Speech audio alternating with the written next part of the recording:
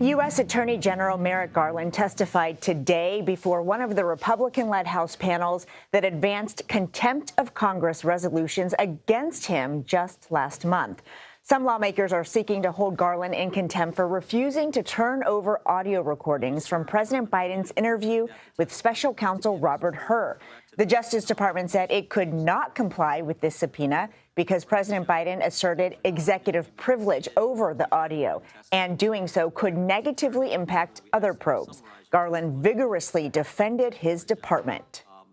I view contempt as a serious matter, but I will not jeopardize the ability of our prosecutors and agents to do their jobs effectively in future investigations. I will not be intimidated, and the Justice Department will not be intimidated. Our Nikole Killion joins us now from Capitol Hill.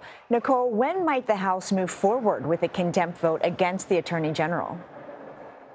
Well, it remains to be seen. I did talk to Chairman Jim Jordan about that, and he said that it's possible that this could go to a full House vote as soon as next week, and he insists that the votes are there. However, when we asked Speaker Johnson about this, he said that they are still working out some of the timing. But either way, you heard the Attorney General there say that he takes contempt seriously, but at the same time, he does not believe that his agency should be subject to attacks and falsehoods that he believes Republicans are alleging about how the agency is conducting its business, specifically when it comes to some of these investigations involving the former president. And Nikole, things got pretty heated at times. I wonder what exactly Republican lawmakers were hoping to accomplish today. Well, again, a lot of the hearing focused on what Republicans argue is the weaponization of the Justice Department. At the same time, this was kind of more of a general oversight hearing. And so from time to time, obviously, the Attorney General is called in for these types of hearings. And so it really ran the gamut in terms of taking a deeper dive into some of these investigations against the former president, to questions about the Hunter Biden trial, to, as you mentioned, the special counsel investigation involving President Biden and his use of classified documents. As you mentioned, of course, the committee has been after these recordings of the special counsel's interview with President Biden. I asked Chairman Jordan about that. Take a listen. We just want the audio tapes. We want equal treatment under the law. And it's certainly not the case. I mean, there's a reason a majority of Americans, polling shows a majority of Americans think there's a two-tier justice system. They think that because there is.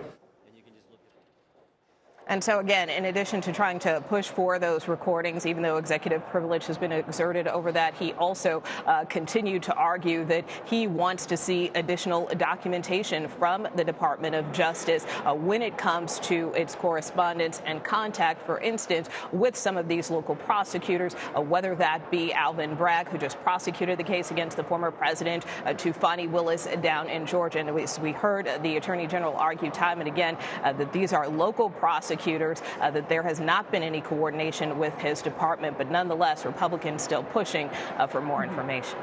And Nikole, as you mentioned, this wasn't just about hammering Garland for the audio recordings of President Biden, but they also wanted to advance their claims the Justice Department has been weaponized against Trump. Did Garland respond to that?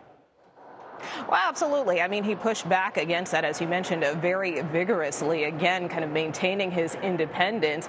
He would not, for instance, get into the special counsel investigation. He was asked, for instance, about, his reason and rationale for hiring Jack Smith.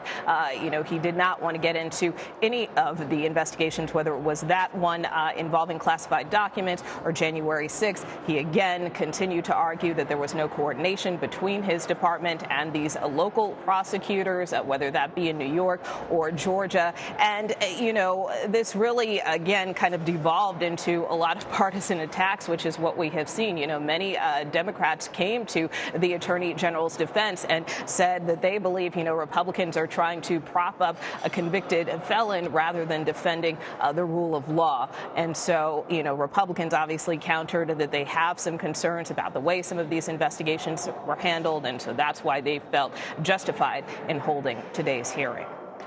Well, this is certainly not the first time we have heard these sorts of allegations against the Attorney General. Plenty of Democrats accused William Barr of carrying water for Donald Trump.